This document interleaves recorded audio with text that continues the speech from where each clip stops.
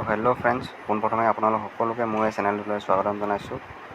তো friends, ADR যি additional list বা ছেকেণ্ড লিষ্টৰ কথা মুখ্যমন্ত্ৰী ডাঙৰীয়াই কৈছিলে, সেই এডিশ্যনেল লিষ্টখনৰ বিষয়ে তেওঁ যোৱা 7 আগষ্ট তাৰিখে সংবাদ মাধ্যমত কৈছিলে যে অহা 10-15 দিনৰ ভিতৰত তেওঁ এই এডিশ্যনেল লিষ্টখন প্ৰকাশ কৰি দিব।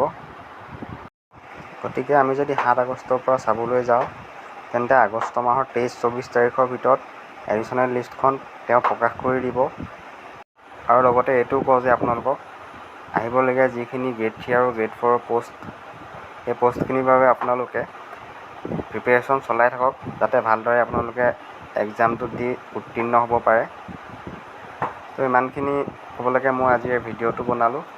যদি ভিডিঅ'টো চাই ভাল পালে তেন্তে লাইক, কমেণ্ট, শ্বেয়াৰ আৰু চেনেলটো ছাবস্ক্ৰাইব কৰিবলৈ নাপাহৰিব, যাতে আহিবলগীয়া মোৰ নতুন নতুন জব আপডেটৰ ভিডিঅ' আপোনালোকে পাব পাৰে।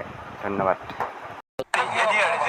আসাম ডাইৰেক্ট ৰিক্ৰুটমেণ্টৰ যিটো ইতিমধ্যে কেবিনেটত এটা সিদ্ধান্ত হৈ গৈছিলে যে এখন মেৰিট লিষ্টৰ 1000 ল'ৰাৰ এপইণ্টমেণ্ট 10-15 দিনতে হৈ যায়।